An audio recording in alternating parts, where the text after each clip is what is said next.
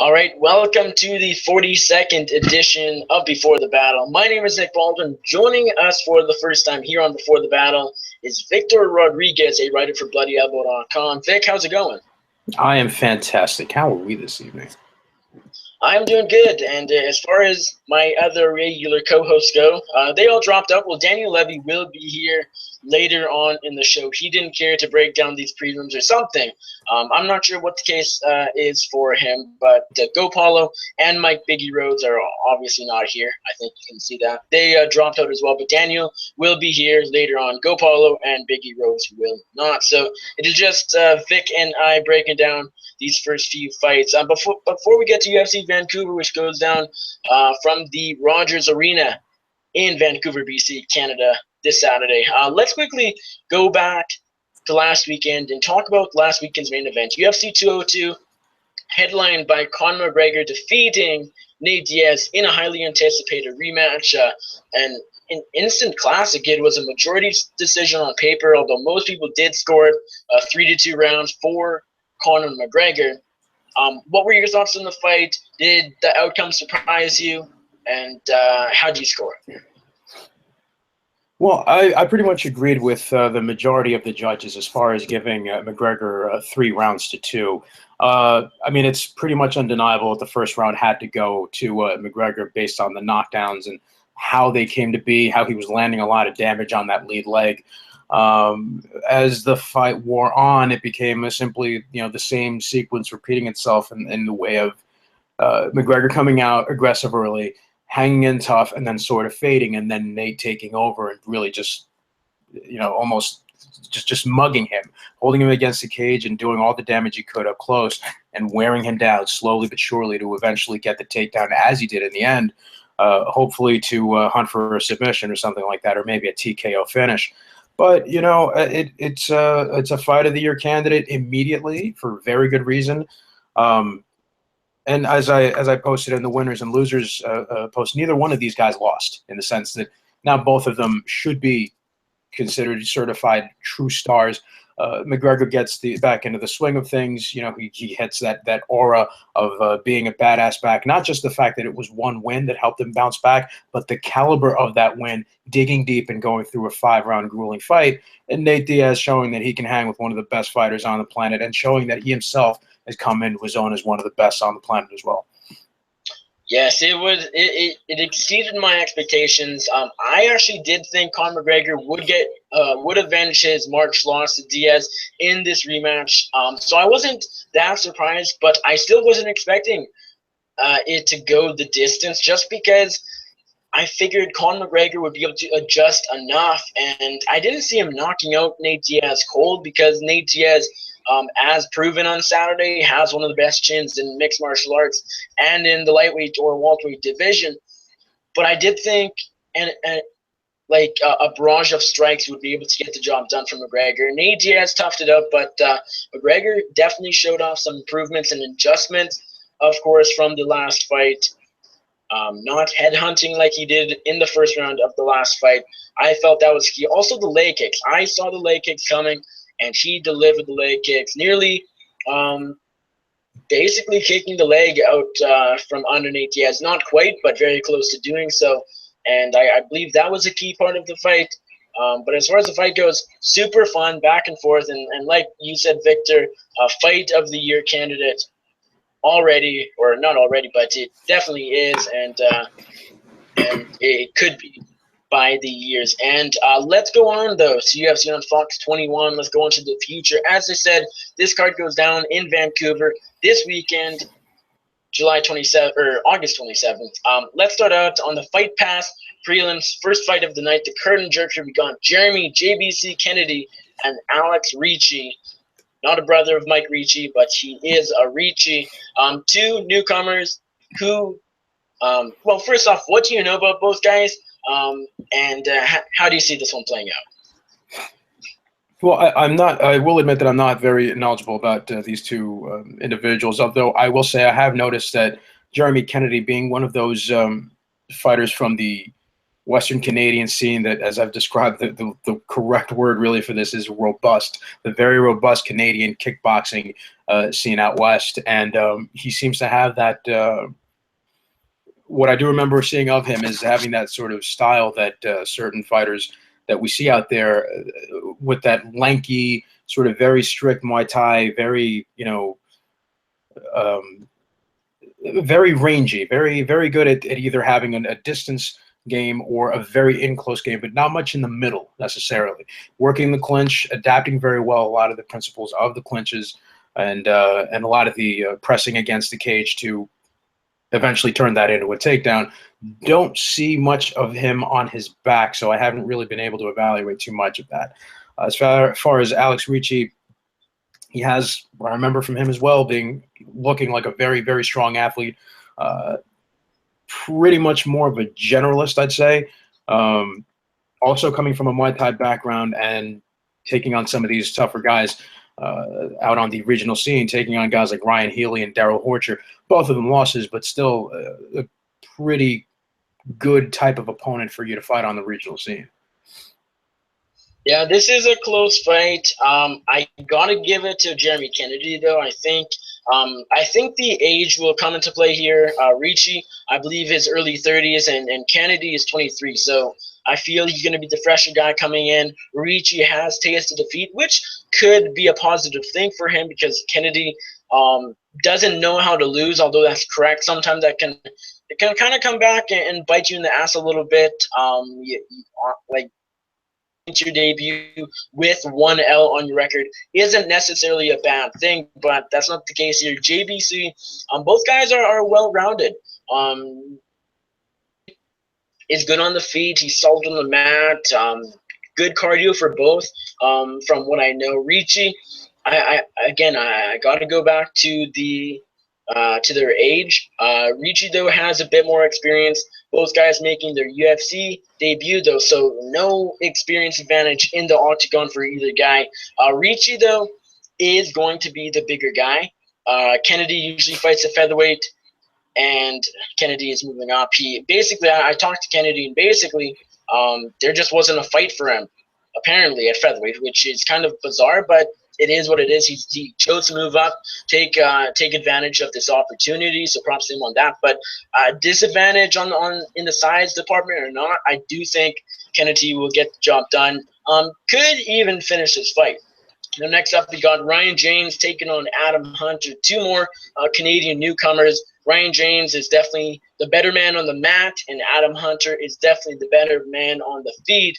Victor, who do you like here? Well, you know what? I don't think it would be a very fair assessment for me to make here. I've seen more of Adam Hunter. I don't think I actually remember seeing Ryan James fight. So I think I really should do the smart thing here and refrain from this one. As far as this fight goes, I think it really just does come down to where this fight ends up first. Adam Hunter, as I said, is the striker. James is the grappler. Times better than Hunter on the mat, and vice versa for Hunter on the feet. So when it comes to these lower level UFC fighters, newcomers, guys without tons of experience, it just comes down to where you believe the fight will end up first, and I gotta imagine that'll be on the feet. I think Adam Hunter will be able to knock out Ryan James, and also Ryan James has been out of action for about a year, so that's not going to help him one bit. So I do think Adam Hunter will get the job done here by knockout. Now, next up, we got Chad Laprise take on Tybalt Guti in the Fight Pass feature fight. Chad Laprise, both guys have had a few fights. Chad Laprise, of course, is the Ultimate Fighter Nations winner. Defeated Olivier Aubin-Mercier a couple years back to gain that title. Victor, who do you like here? Yeah, I'm really a little conflicted here because I had not necessarily the highest of expectations for Laprise, but fairly high expectations, and it's been a very strange trajectory that he's been through. Taking some of these fights that you would expect him to have won. He did have that loss to David Tamer. He eventually had that win against Anton Kuivanen out in actually outside of the UFC, made his way back, and he's had, what, let me see, 2 losses in a row since. Yeah. Laprise is one of those Pearson cats who's and got Trinaldo. a great degree of talent, but it just doesn't seem. I'm sorry, I'm thinking of Tebow. Oh, oh no, I've been saying the wrong name. Tebow is one of those guys who's got he's got some really good talent. He's got some really good showings on the European regional scene. But the problem is that despite the fact that he's been winning some of these bouts, and his submission game, admittedly, for what is seen on some roads of the European circuit, is his submission grappling is better than average, certainly. I just don't know if it's enough to hang with some of these guys that he's going to be fighting in the UFC. There's just certainly a very defined ceiling for his talent and for the kind of opposition that he can face. So when you take on Laprise, who now I'm really talking about the right guy, beating Olivier Aubin-Mercier, who, by the way, just beat Guti not too long ago. Recent wins against Brian Barberena, Yosdani Cedeno, although he is coming on a 2-fight losing skid, but they are actually rather forgivable losses because they're to guys like Ross Pearson by decision and Francisco Trinaldo, who has been one of the most surprising darlings of the Tough Brazil circuit. You can kind of give him a little bit of leeway on that, even though even though Laprise is 30 years old, it's not. His window isn't exactly closing just yet. So still got a bit of room to grow. I really do think that this is the fight that he should be able to win. Guti, for all his merits, I just don't think his game is complete enough. Yes, I think it is fair to say that the loser of this fight probably should no longer be in the UFC, and I think that will be Thibault Guti. This is a gimme fight for Chad Laprise. He has been given fights that he perhaps should win in the past, though, and he's either lost them or come up with a very razor-close decision. And I'm basically talking about the Brian Barberena fight. I actually scored that fight for Barberena, who has looked good as of late, but he's no next champion by any means. And then, of course, Francisco Trinaldo, who has come up to be a rising guy in the lightweight division. Most people still thought Laprise would win that fight, and she got starched in the first round. So, I mean, it's really tough what to make of Chad Laprise. Now a loser of 2 in a row. He's definitely going to be wanting to get back into the winning column sooner rather than later. I think this is going to be the time. Up in Canada, although not where he's from, although I will say, like, the hometown advantage could play into this fight. Thibault Guti, I mean, again, a loser of 2 straight, but he's lost to way lower level competition. Olivier Aubin-Mercier, no shame losing to OAM, although another guy kind of like Laprise who has been underperforming in my eyes. And then before that, Timo Packlin. If you're losing to a guy like Timo Packlin, maybe you shouldn't be in the UFC. I don't know. It could go either way just because Laprise, he has been underperforming. But I think this is going to be a gimme fight. I think he'll probably finish Thibault Guti. Now, next up, opening up the Fox Sports 1 televised prelims, you got Shane Shaolin Campbell taking on the newcomer Felipe Silva. Vic, what do you know about the newcomer here, the Brazilian Felipe Silva, and how do you think he matches up against Shane Campbell? I'll tell you what, he's in for a bit of a long night here if he doesn't mind his dot his I's and cross his T's. Another situation in which Kuivanen shows up, because guess who Felipe Silva beat not too long ago? He beat Kuivanen at Cage 35 back in May, stamping his ticket to get into the UFC. He's had fights out, and he had a brief stint in Jungle Fight and a couple of other promotions, including Explosion down in South America.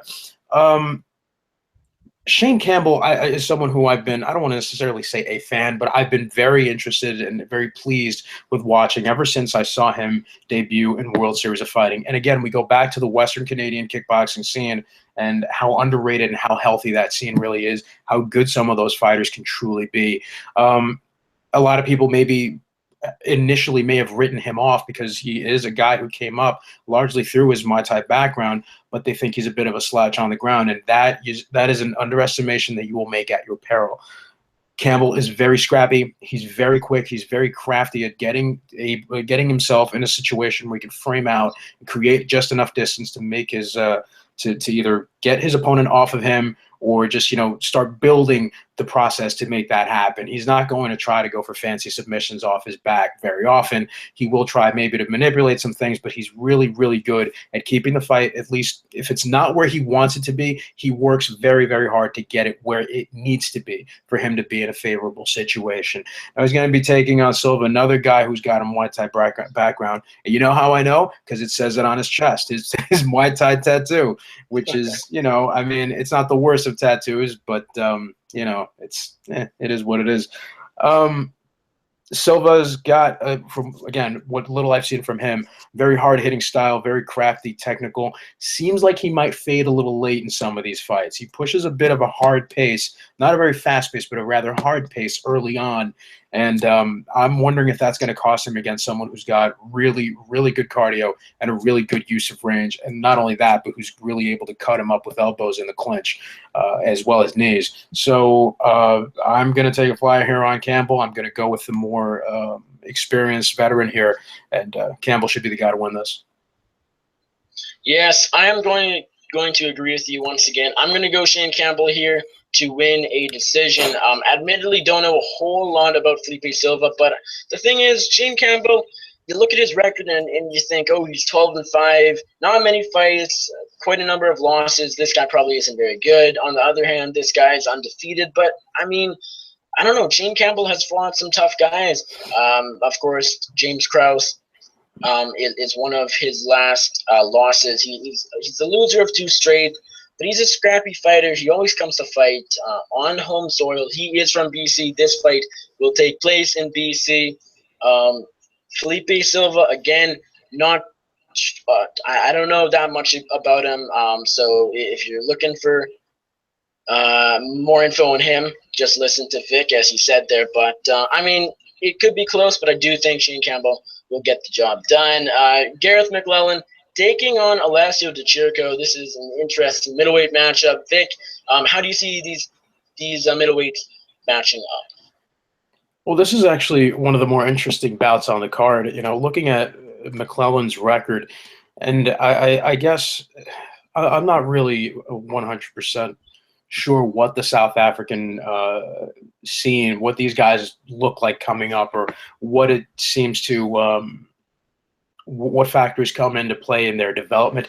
It seems like there is a bit of a disarray. He's fought some guys that have some name value out there, and he's one of the few South African fighters who's had a more moderate degree of success outside of South Africa, in the sense that, even though he did have that loss against Bartosz Fabiński, I do remember that being not necessarily a bad effort. I don't think it was the best of fights, but it was at least a good enough fight to get him something else.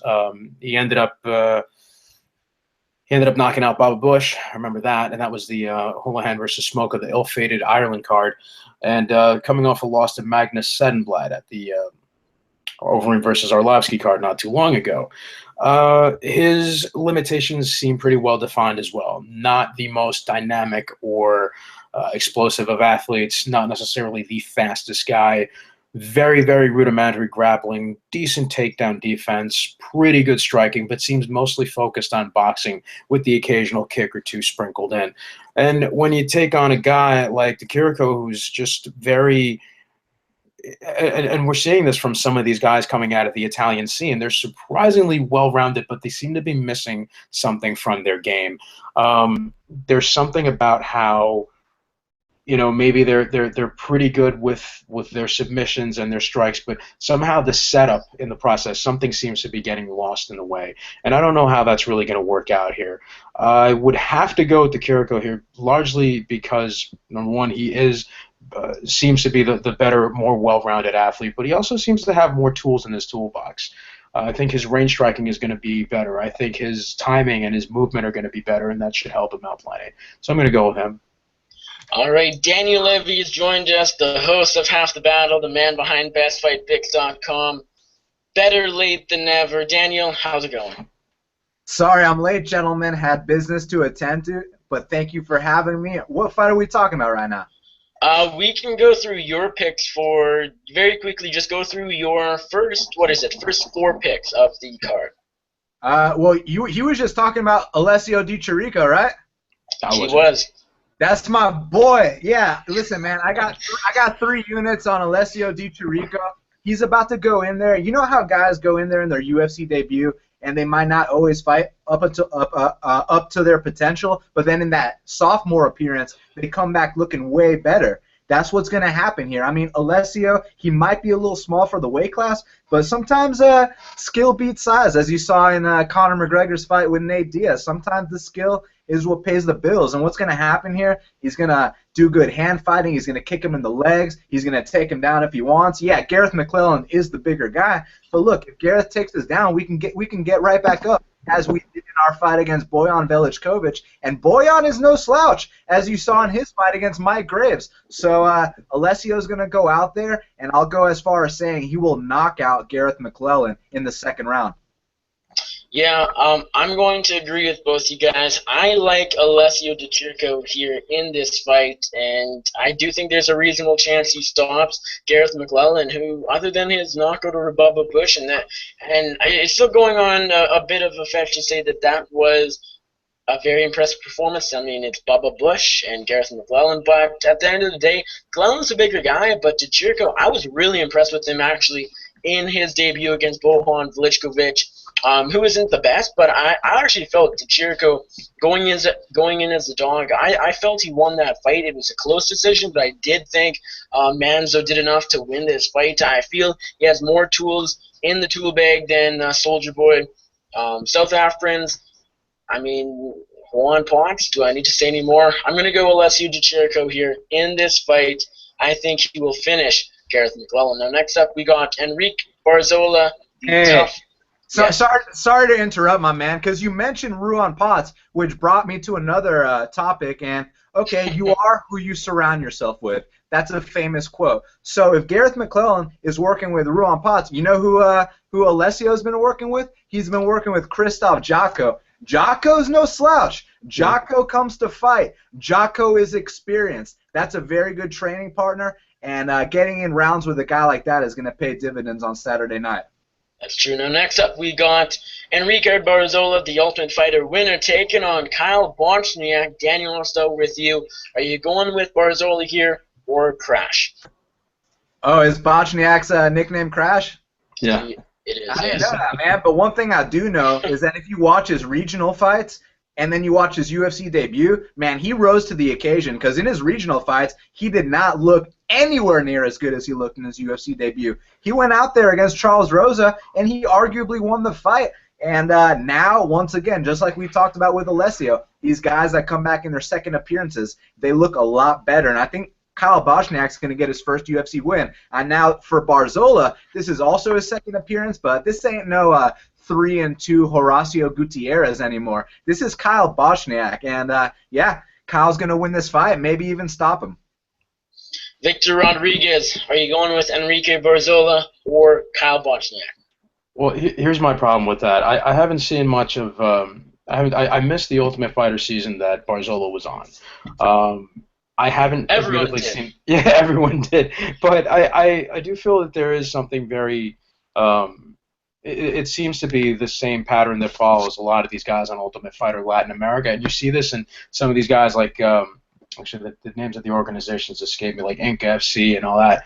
All these crews that you see in South America, these are guys that have been coming up largely through boxing backgrounds. They pick up some jiu-jitsu or some of the Vale Tudo principles, and they sort of start expanding from there with no real sense of direction. So everything remains rather basic. You'll end up with a guy like Chito Vera who's got some pretty good jiu-jitsu, but it's like everything, it seems to stagnate to a point unless you're one of those guys who moves out to ATT like some of the tough Brazil guys that we've seen, or they expand to some other team that's a little more that can help them become much more than what they were. So I don't really know that Barzola has that. I know that he has been doing some training at ATT, but I just don't know that he's really ready for this sort of American style, that sort of hard-nosed, forward, implementing some wrestling and being able to work some more, some slicker boxing. I don't really know how he's going to do with that. So just based on the uncertainty of everything there, I think I have to go with Bochniak on this. Yeah, I'm going with Kyle Bochniak as well. Other than when it comes to Yair Rodriguez, a few others as of late, the Ultimate Fighter winners just don't do that well in their next few fights. Kyle Bochniak coming from the New England area. CES is doing really big things right now. A lot of good talent there. They just picked up Sean Soriano, UFC veteran Levin Makashvili. You got a lot of up and comers as well coming out of the New England area.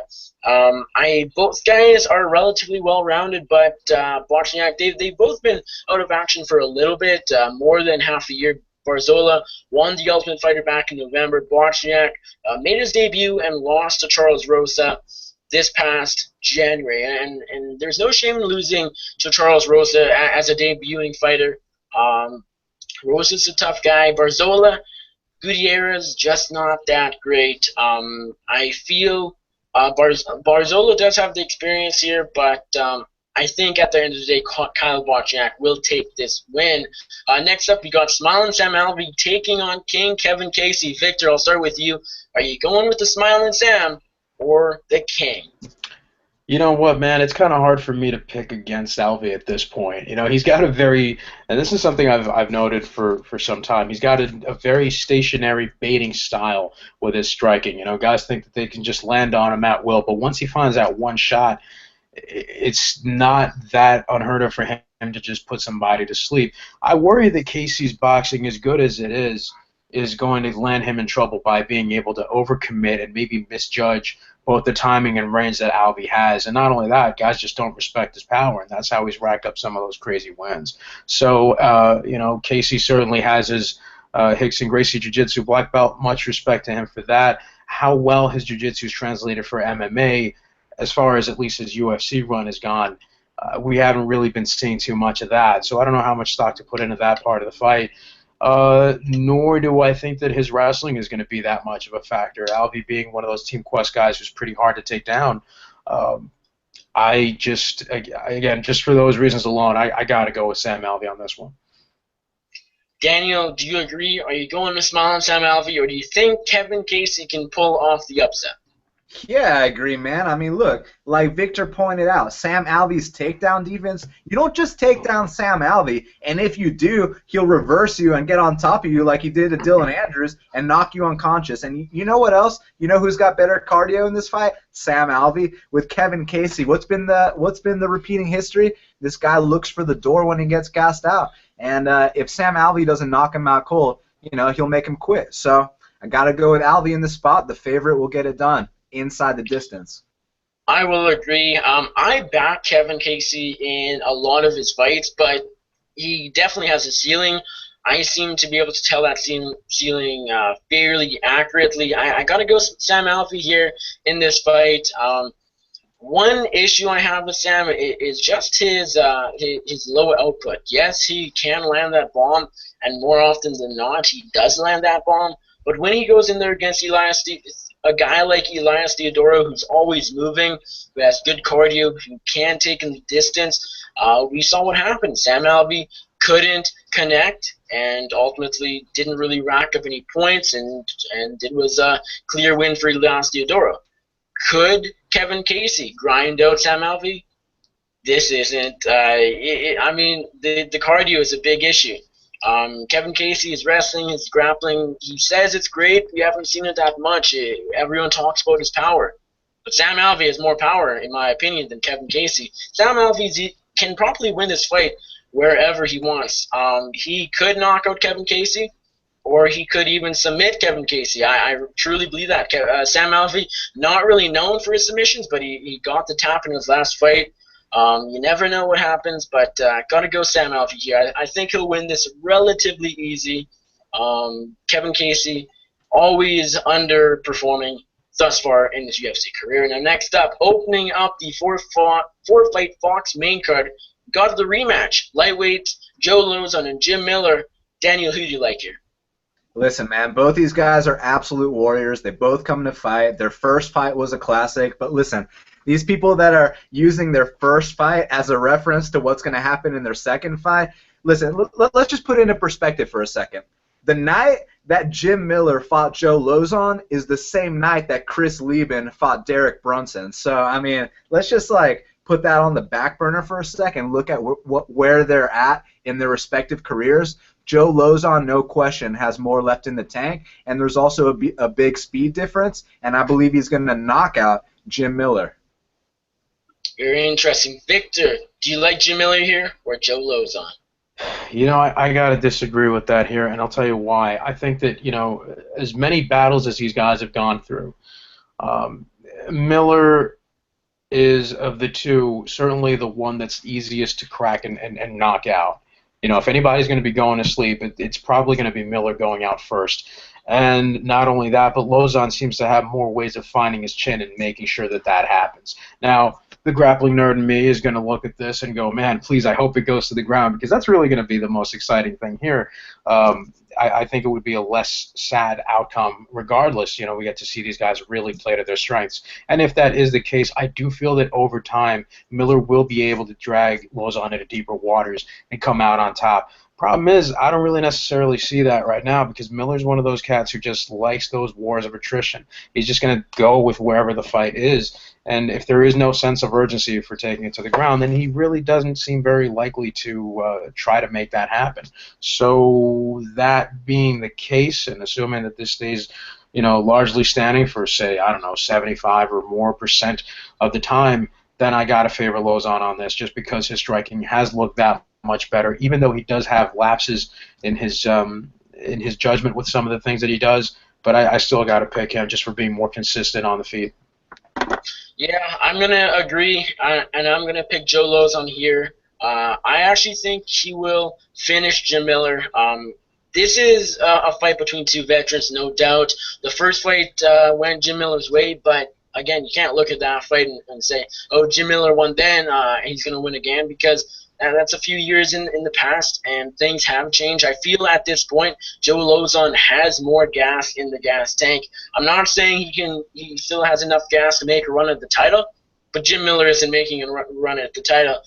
It's completely different. Jim Miller, both guys are veterans. Both guys are really good on the ground, and both guys are relatively well-rounded. But Joe Lozon is looking good on the feet. Just knocked out Diego Sanchez, and it's pretty damn hard to knock out Diego Sanchez. Joe Lozon has been looking good. Jim Miller did get back into the winning column on that same card as Lozon Sanchez, but that was over Takanori Gomi. Now, I'm not saying Sanchez is a world beater at this point by any means, but Takanori Gomi is Takanori Gomi. I think Joe Lozon will win this fight. I think he finishes Joe Lozon. I wouldn't be surprised if he knocks out Miller, but I'll actually go by submission. I think Joe Lozon will submit Jim Miller. Now, next up, we got Paige VanZant taking on Beck Rawlings. Interesting women's strawweight matchup. Victor, do you like 12 gauge or Rowdy? Yeah, the weird thing about this fight is that, you know, despite having better wrestling, VanZant is going to have a bit of a struggle here with Beck's size advantage. And while Rawlings is not necessarily much taller than VanZant, but she does seem to carry more mass on her frame. She does have pretty serviceable takedown defense. I just don't know that Rawlings is going to be able to put up with that frenetic pace. You know, strike, level change, takedown attempt. If that fails, well, then we're going to be up against the cage, and it's going to be more strikes, more takedown attempts. I don't doubt that she's going to be able to drown her. What I do worry about is VanZant's ability to close the distance to make that happen. Rawlings has a pretty basic 1-2, but she can hit pretty hard, especially for that weight class. And as rudimentary as her striking may be, you know, it helps her. You know, her timing and her pace are pretty good. Her output is decent as well, but I just, you know, I don't think it's going to really be enough to win her a fight. I don't see her reversing a position to the point where she's going to be able to, you know, out-grapple VanZant and end up on top to start, you know, to continuously keep the attack going and win that fight. Whereas VanZant, I do think, has more options in that. I don't see her submitting Rawlings necessarily, but I do see her working her to the point where she's going to be able to at least take her down and start working from there to, you know, just keep peppering her with strikes and eventually grind out a decision win. Daniel, Paige VanZant or Beck Rawlings, who wins this fight? Well, firstly, I got a lot of respect and admiration for Paige Van Zandt. Anytime you can go on Dancing with the Stars or be on the commercials and bring more eyeballs to our sport, thank you, because I want this sport to elevate and grow to the biggest sport on planet Earth. So I really appreciate that, Paige. And I also got respect for her heart. I mean, she's as tough as they come. She's relentless. So much respect. But I think Beck is crisper in the pocket. Kind of like Victor said, Van Zandt's going to have a little bit of trouble closing that distance, and that's where she's going to pay with the big hooks in the pocket. And unless she can get that head and arm throw, which she is known for, I believe that Beck Rawlings will win the decision here. So I'm actually going to go with the underdog. Interesting. Beck Rawlings, she does come in with the bigger frame, the size advantage here, and PVC could have a bit of a struggle on the feet getting inside, but I do think over the course of 3 rounds she does find herself on top of Beck Rawlings. I think she'll be able to close the distance, take her down, and this will look like a classic Paige Van Zandt fight when she's not fighting a top contender like Rose Namajunas. I think Paige Van Zandt will do decent on the feet. I think Rawlings will have more success on the feet, but when it comes to the ground, I think PVZ will dominate on the ground. Could finish Beck Rawlings. Haven't been that impressed with Rawlings. Got to be honest. She submitted Lisa Ellis last year, and that was a good win. Then went to a decision with Sohee Ham. A lot of people thought Ham should have won that fight. Lost to Heather Jo Clark in her debut. Now, Van Zandt, her wins aren't over world beaters by any means, but she showed a lot of heart over Rose Namajunas going to the 5th round. Her submission distance when it comes to arm bars is insane, just the heart as well. She's relentless. She never stops going forward. I think Paige Van Zandt will finish Beck Rawlings by late TKO. And the next up, we got the co-main event of the evening. Very fun featherweight matchup. Anthony Showtime Pettis, the former lightweight champion, makes his featherweight debut against longtime contender Charles Do Bronx Oliveira. Daniel, who do you like here? I love this fight. I mean, both guys are innovators of the sport. I mean, you know, nowadays you see guys like Yair Rodriguez, but there wouldn't be a Yair Rodriguez without an Anthony Showtime Pettis. That's, you know, when he did that Showtime kick, man, you know, then the very next day in the gym, dudes are jumping off the wall, hitting the tie pads, and now you see a guy like Rodriguez, like I mentioned, who's throwing that every other strike. You know, guys, you know, the way that guys throw jabs, Rodriguez is throwing spinning shit, you know, and that's what it's evolved into. And with Do Bronx, he's one of the first to really chain the submissions together off his back. I mean, that debut against Elkins, he gets slammed, then immediately a triangle to an armbar. It was beautiful. But I think that Anthony Showtime Pettis has way more heart than Do Bronx does. You know, I've seen both of them in tough situations. I've seen one guy take the ass whooping like a man, and I've seen the other guy look for the door. So I think the body kick is going to be huge in this fight, and Anthony Showtime Pettis is going to finish Charles Do Bronx Oliveira in the 1st round in his featherweight debut. Very interesting. Victor, do you agree? Are you going with the former UFC lightweight champion in his 145-pound debut, Anthony Pettis, or do you think Charles Oliveira will pull off the upset?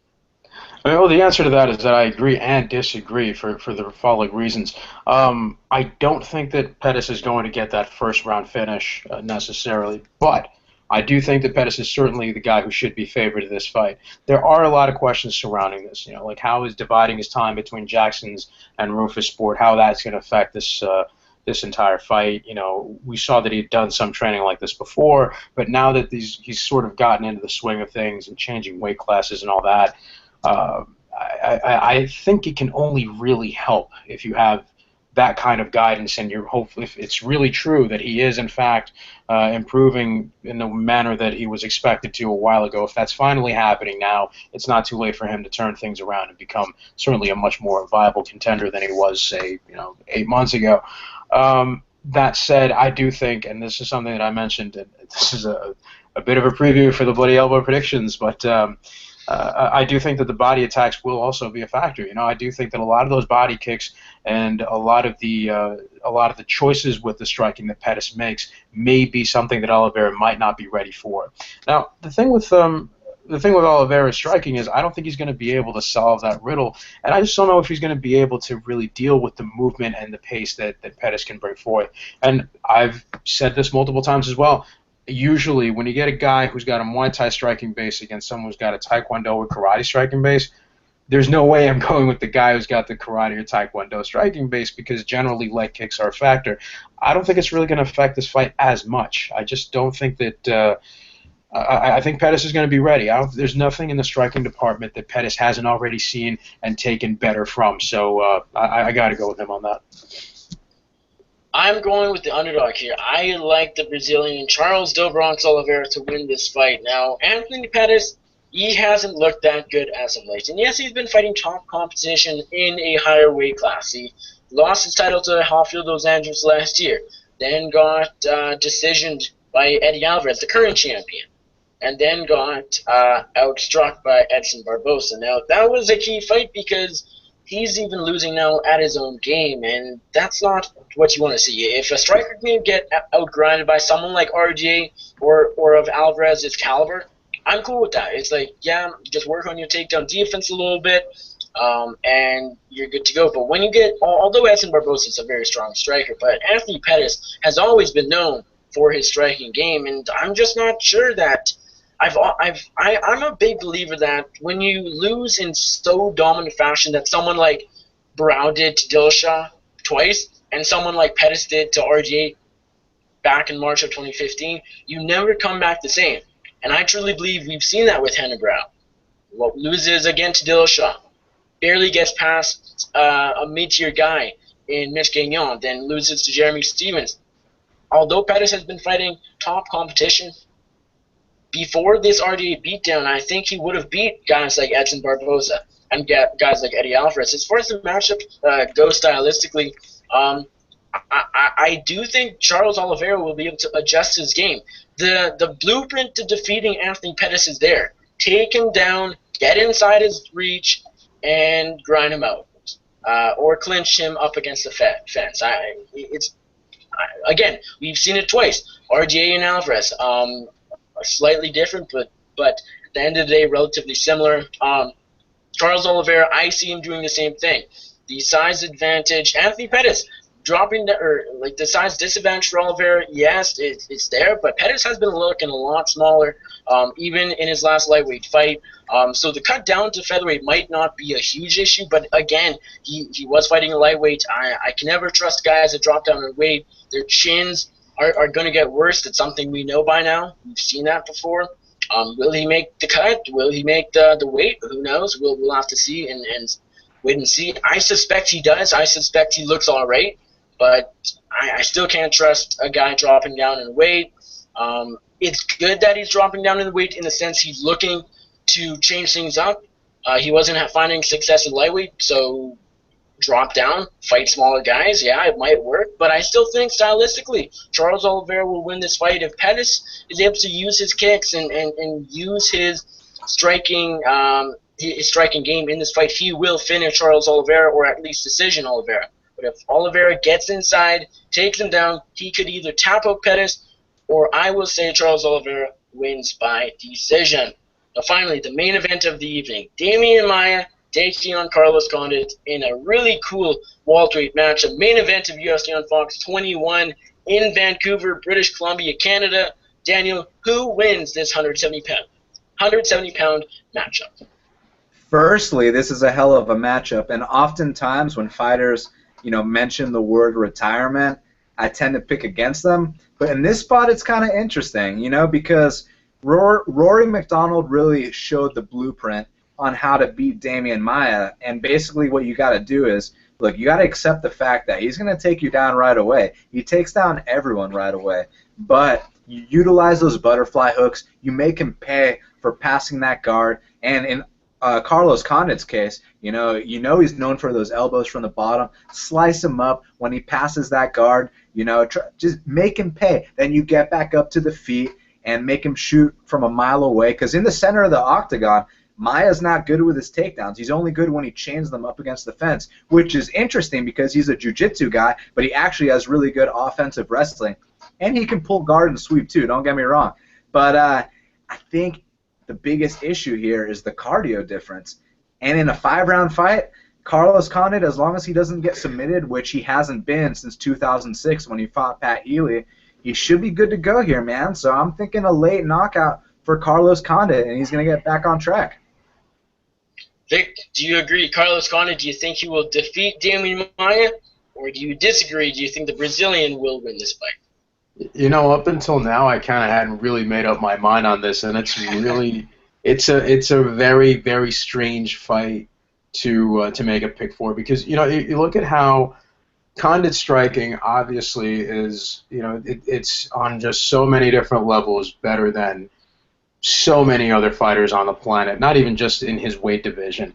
But, I mean, it all really comes down to whether or not Maia gets it to the ground, you know, and if that is, in fact, what ends up happening, I think Condit could certainly survive. He'd end up losing a decision, but I don't know how Maia is going to make that happen. You know, we've seen his wrestling certainly improve. I believe he's a judo brown belt as well, although it's not really much weight to put onto that because he hasn't done judo in forever. But still, he does implement some of it in his grappling for MMA. And then there's just everything else, you know, whether he's in half guard on top, whether it's a situation where he's transitioning to mount, where he gets you in a crucifix. There's so many options. There's so many ways for him to just slow his opponent down and break them. I don't know that he'd be able to mentally break Carlos Condit, but it's just there's so. You look at what Maia did to Fitch. You look at how certain exchanges against Jake Shields, even though he lost that fight. I don't know, man. I really don't know. I think I'm going to go, just because every fight starts standing, I kind of have to go with Condit on this. Condit certainly has far better cardio. It's a 5-round fight, whereas we saw Maia not even, I mean, it depends how you want to rate time, but not that long ago, Maia was pretty much flopping to his back in the 4th and 5th rounds against Ryan LaFleur because he was tired. So I don't know how he's going to deal with this and the constant pressure, the constant being pressed up against the cage and getting elbowed until your face is a mess. So smart and easy money is going to have to go on Condit here. But, man, if Damian gets it to the ground just once, we're going to have ourselves a show. Even if Condit ends up getting saved by the bell, it's going to be an interesting one for real. My pick here is the underdog once again. I am going with Damian Maia, and like Vic, you said right there, if Damian Maia gets it down to the ground, it perhaps isn't all over, but it's definitely at that point Damian Maia's fight to lose, and I do think Maia gets it down to the ground more than once. Carlos Condit, not always the best takedown defense. Damian Maia, one of the best grapplers in mixed martial arts, if not the best. Carlos Condit, though, it's hard to tap him out. He does have good submission defense, so I'm not going Damian Maia by submission.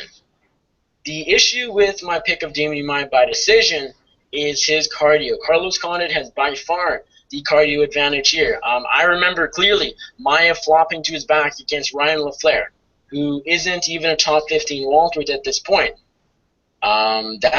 If he does that against Carlos Condit, it's not going to be pretty. I do believe he's improved his cardio a little bit. Is he going to win the 4th and 5th rounds or the later rounds? No. Carlos Condit is. Damian Maia is going to do enough in the first 15 minutes. He will win the first 3 rounds. I think he gets it down to the ground each round, because if he doesn't, then it's probably all over. Carlos Condit will probably knock out Damian Maia. He by far has been the better striking. I can envision an elbow to the face of Damian Maia and it being all over. But if he is able to get it down, I think he'll be able to do so for 15 minutes, control Condit on the mat, win the first 3 rounds, then gas a little bit. Not enough for him to get knocked out late, but just a little bit for Condit to start taking over. But the story of this fight, I think at the end of it, will be Carlos Condit too little too late. He'll give a good effort in the 4th and 5th, but it just won't be enough. Time will run out, and Damian Maia will win a close but clear 48-47 decision. Now, guys, thank you very much for taking time. Daniel, let everyone know your bets. Anything else you got going on when it comes to your picks? Victor, nice to meet you, man. And it's been a lot of fun, and everyone can follow me at Best Fight Picks. Go to bestfightpicks.com. My podcast, Half the Battle, is on iTunes, SoundCloud, and YouTube this week. I was blessed with the opportunity to go on Anik and Florian, so check that out on this week's episode. And yeah, Best Fight Picks on Twitter. The podcast is half the battle. Good talking to y'all, and enjoy Condit versus Maia, because it's going to be a hell of a scrap. Now, Vic, do you do DraftKings? I'm going to have to ask you to please repeat that. Do you take part in DraftKings? No, I do not. Okay, so as far as my DraftKings team goes, I will share that I have Sam Alvey to finish Kevin Casey. I got Jeremy Kennedy to finish Alex Ricci. Adam Hunter, I think, will knock out Ryan James. Joe Lozon will finish Jim Miller, and Chad LaPriest will finish Tybalt Goatee. So that is my 5-member team for DraftKings. Vic, thanks for taking the time. Good chatting with you for the first time. Let everyone know where we can find you on Twitter, your writing, everything else you got going on. I know you do some podcasts as well, so plug that away. Yeah, well, you can find me causing all sorts of mischief at Bloody Elbow, whether it's writing or moderating or just threatening to hit people in the back of the head. Other than that, I'm available on Twitter. Be forewarned, it is not always family friendly. That's Vic M. Rodriguez. Also, you can see me at the Bloody Elbow YouTube account. Every once in a while, we do fight previews. We have one coming up tomorrow for the upcoming Bellator event that's going a little under the radar. And my podcast, Bodega Superstar, which, while not yet widely available through iTunes, is something that I've got put up on Twitter. So if you want to check that out, sure. It's personal, not fight-related, but hey, we talk about a bunch of fun stuff. So there you go. All right, now as for me, you can find me on the Twitter, as always, at NickUFC, always down to chat about anything, mixed martial arts mostly. You can find me there. You can find all of my writing and interviews over at bloodyelbow.com. My other podcast, I host it with Andrew Lawrence each and every week. It's called The MMA Circus. This past week, on Wednesday, we had on Max Bless Holloway and Tim Means, who picked up a really awesome win at UFC 202 this past weekend. Next week, we have some good guests as well. Just interviewed Cajun Johnson today, talking all things his UFC career, the opening of TriStar Vancouver, and also of the union stuff going on, the mixed martial arts unions that could be developing over the course of the next couple of years. Good interview with Cajun. Got some more tomorrow. All of my writing, check that out at Bloody Elbow. As I said, just released an Andrew Whitney interview piece, a Titan FC fighter, the other day. We'll have some more coming up very soon, so check that out. Daniel, I know you're gone, but thank you. Vic, thank you as always for doing the show. It was great, like I said, to have you here on the show for the first time. And with that, enjoy the fights.